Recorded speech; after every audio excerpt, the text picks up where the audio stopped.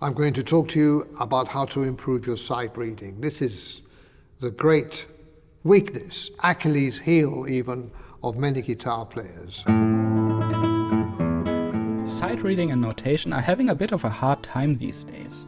So many of these music apps that everybody uses don't even use traditional notation anymore to lock you into their method. Of course, we shouldn't underestimate playing by ear, and there are good arguments for always doing that even early on. But it still stands that many students will massively benefit from good sight reading skills.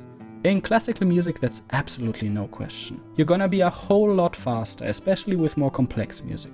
So many possibilities are opened up, and it makes you a more independent musician. This video is an excerpt from Carlos Bonell's excellent tonebase masterclass on his sight reading approach.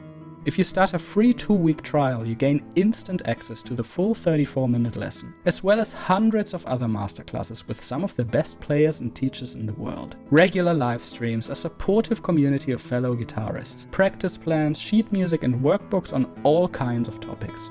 Tonebase has got you covered. Check out the link in the video description to learn more. There are reasons why we're not good at sight reading. One of the main reasons is because we don't practice it enough. We don't actually work at it. We assume that either you've got it or you ain't. In other words, you've got the ability or you haven't. And yet you can improve sight reading. The guitar presents particular problems because of the fact that notes are in different places and that chords, and because of its idiosyncratic tuning, unlike other string instruments, means that certain patterns do not repeat very easily. So this is a way of saying that if you are a poor sight reader, don't feel guilty about it. Just think this is quite normal. The guitar makes very particular demands, but you can improve things.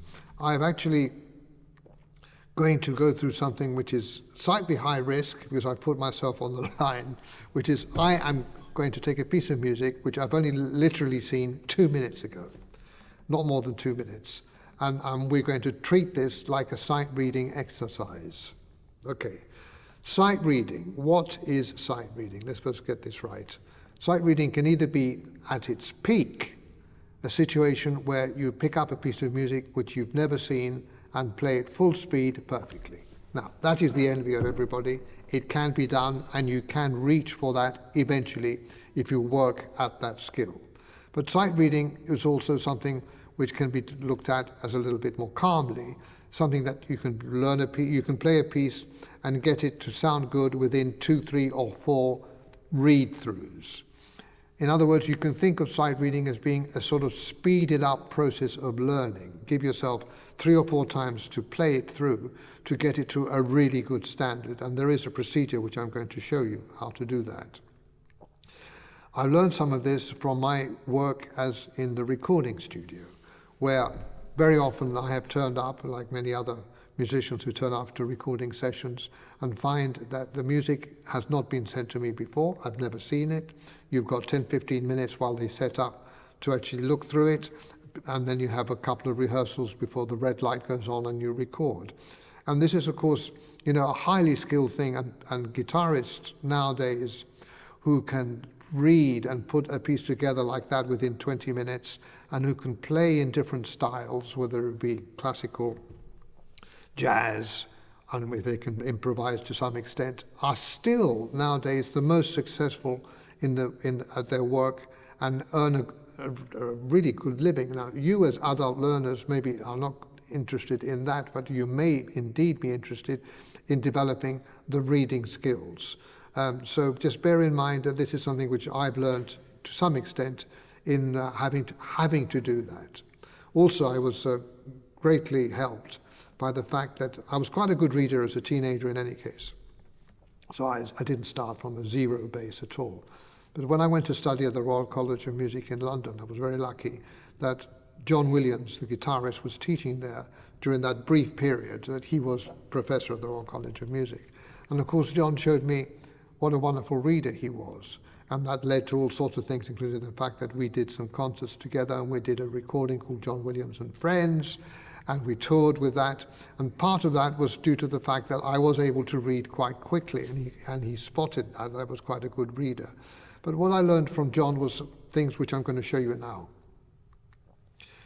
I noticed that when I gave him a piece of music to read, which I was learning, and I was interested to see how he approached that piece of music when he didn't know it. I was interested to see that within a very short time of these playthroughs, as I call them, of going through it 3 or 4 times, within a very short time, he was interested in creating and achieving a musical essence already, not just the right notes. This is terribly important, that you're setting as a target that you're going to reach a point of creating a musical performance. By the way, this piece starts, I'll just get the first notes. I'm only craning forward because I can't quite see it without my glasses on.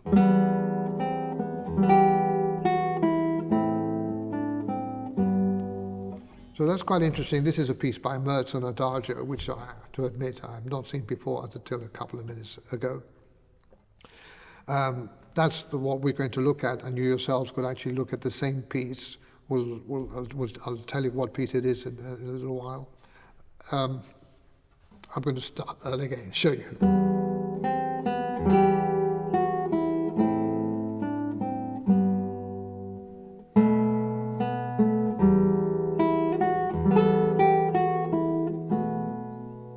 Okay, this is going to be too easy. You're going to be thinking I've cheated and I'm going to read this. I can't just about read this straight off if I had to, straight away. But this is going to, I'm now going to talk my way through this. Well, I call this 4 times, okay? The first time, I'm trying to find out what are the notes. I'm not interested in playing it in time. I might get stuck and try to work out what's going on here. Let me just do that one more time. I'm now back at the beginning. The piece is only 6 lines long.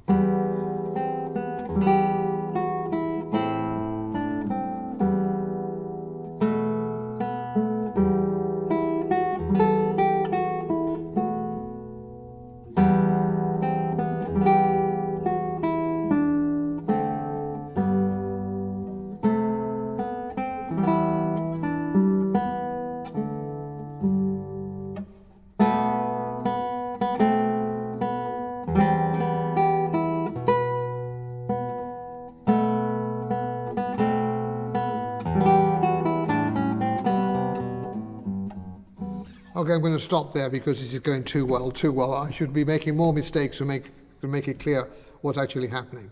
But I've already noticed there are all sorts of things could go wrong. But I'm on my best behavior because you're watching me to try to get it right first time. And that is that where I just stop now, it goes into a rhythm of triplets. It's the only point in the piece it does that. Now, how do I know that? Because I haven't read all the way through the piece. That's one thing that you must do in your sight reading. Scan the piece and think to yourself, okay, let me choose the right tempo so I don't go too fast or indeed too slowly. But the first time it doesn't matter. You could go really slowly. And I noticed that triplet rhythm there in the beginning, towards the end of the piece, and it only happens once.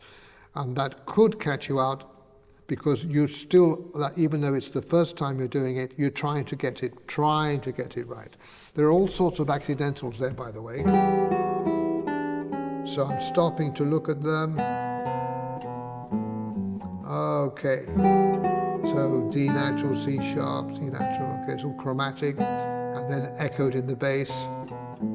So I'm now beginning to make an effort to remember that. Don't make the same mistake again, that's what I'm saying to myself. And then it goes back forward into the last 2 lines of the piece. Oh, I've heard this before. And obviously the beginning of the piece all over again, okay. Now that nearly caught me out. In other words, there is a dotted rhythm, which has happened just once before in the piece. So that nearly caught me, so I have to make an effort to remember that. Okay, fine. So we've got the dotted rhythm. I'll just do that again.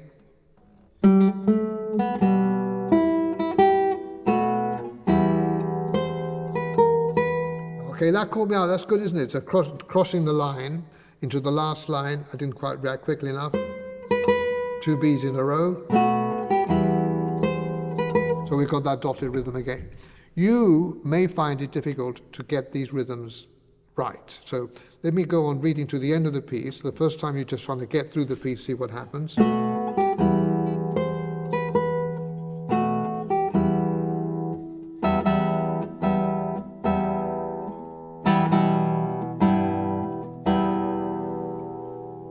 Okay, it's a tiny piece, as you can see. I mean, it's all over within seconds.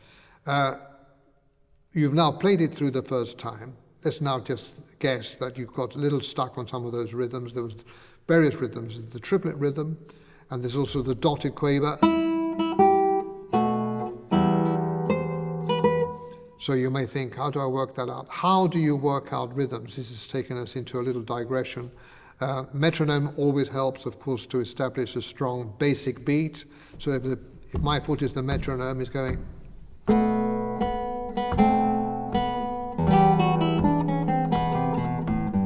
So the metronome is telling you where the downbeat is, and that's always a big help.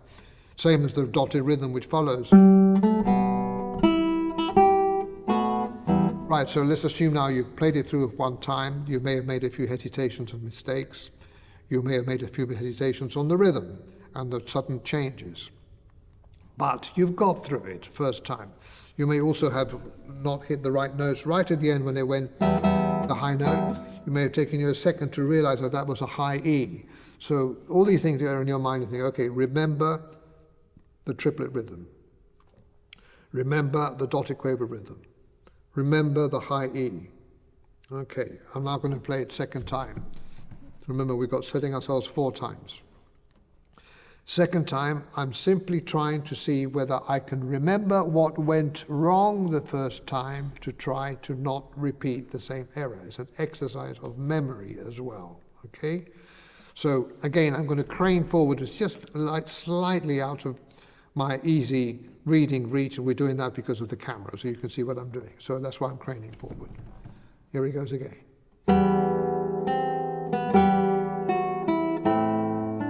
Now, I already made a mistake because I had that dotted rhythm in my mind, so I made up a dotted rhythm which is not there. So I'll read it properly.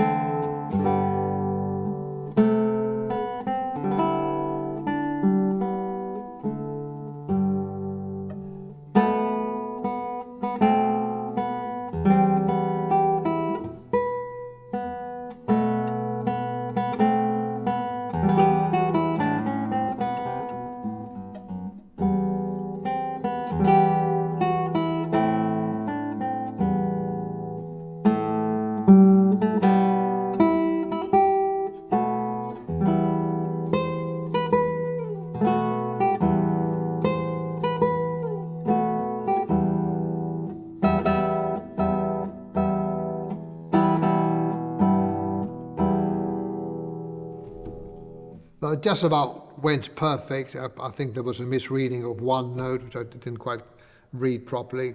But I think I incorporated the corrections to the things which could have gone wrong the first time, or did in fact go wrong the first time I read it. Reminder, the second time round was simply a way of not repeating the same errors as the first time.